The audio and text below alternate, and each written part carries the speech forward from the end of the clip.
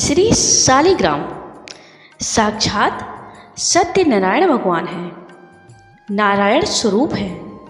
इसलिए इनमें प्राण प्रतिष्ठा आदि संस्कारों की आवश्यकता नहीं होती है। इनकी पूजा में आवाहन और विसर्जन भी नहीं होता। इनके साथ देवी भगवती तुलसी का नित्य संयोग माना जाता है।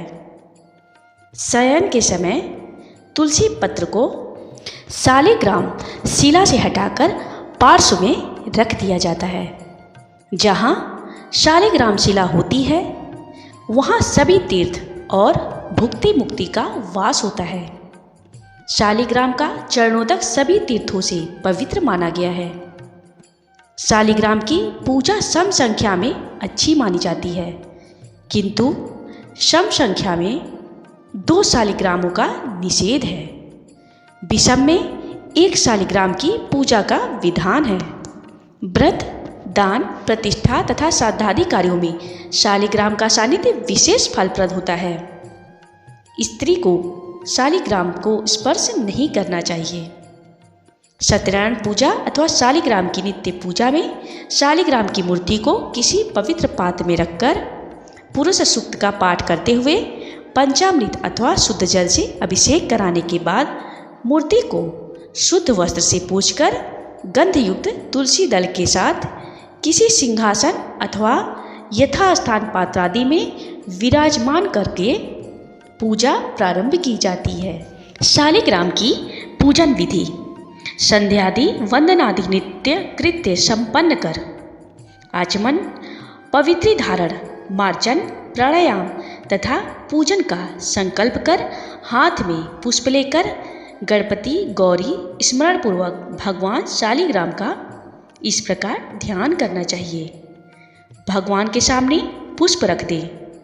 शालिग्राम में भगवान विष्णु की नित्य सन्निधि होती है, इसलिए उनका आवाहन नहीं होता।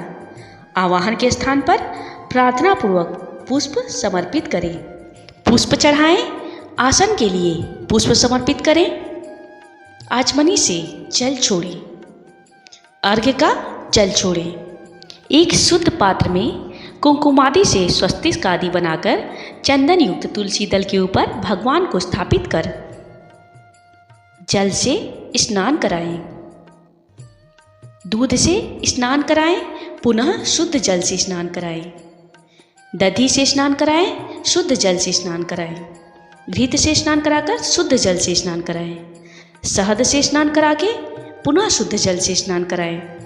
शर्करा से स्नान करा के पुनः शुद्ध जल से स्नान कराएं। पंचामृत से स्नान करा के शुद्ध जल से स्नान कराएं। केसर मिश्रित जल से स्नान करा के फिर शुद्ध जल से स्नान कराएं। फिर स्वच्छ वस्त्र से अंग पोंछकर तुलसी दल एवं चंदन के साथ शालिग्राम को किसी सिंहासन आदि में बैठाकर फिर पूजा करें। भगवान के स्थानीय अथवा अभिषेक का जल पवित्र जगह में ढककर रख दें।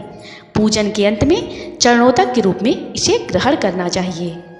वस्त्र चढ़ाएं, पुनः आचमनियम जल दें। उपवस्त्र चढ़ाएं तथा आचमनियम जल समर्पित करें।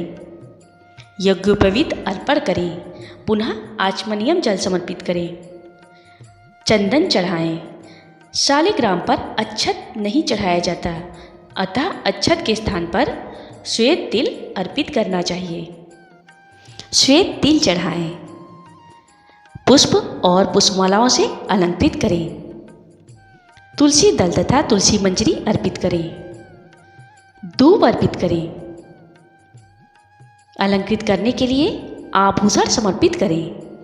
सुगंधित तेल, इतर आदि अर्पित करें।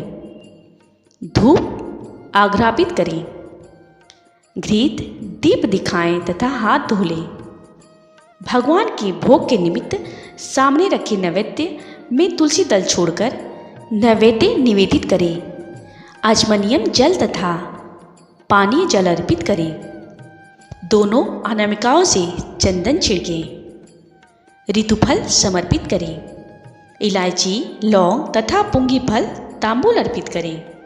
द्रव्य दक्षिणा अर्पित करें। आरती के लिए अष्टदल कमल अथवा स्वस्तिक आदि मांगलिक चिन्हों से अलंकृत तथा पुष्प अक्षत आदि से। सुसज्जित थाली में कर्पूर अथवा घृत की बत्ती को प्रज्वलित कर जल से प्रेक्षित कर लें। पुनः घंटा नाद करते हुए अपने स्थान पर खड़े होकर भगवान की मंगलमय आरती करें। आरती का मुख्य विधान है कि सर्वप्रथम चरणों में 4 बार, नाभि में 2 बार, मुख में 1 बार आरती करने के बाद पुनः समस्त अंगों की 7 बार आरती करनी चाहिए। फिर शंख में जल लेकर भगवान के चारों ओर भ्रमण करागे तथा भगवान को निवेदित करें। इसके पश्चात शंख का जल भगवान पर घुमाकर अपने ऊपर तथा सभी भक्तजन के ऊपर छोड़ें। इस प्रकार शालिग्राम भगवान की पूजन विधि करने से शालिग्राम भगवान बहुत ही प्रसन्न होते हैं और हर मनोकामना की पूर्ति करते हैं और आपके घर में सुख व समृद्धि बनी रहती है।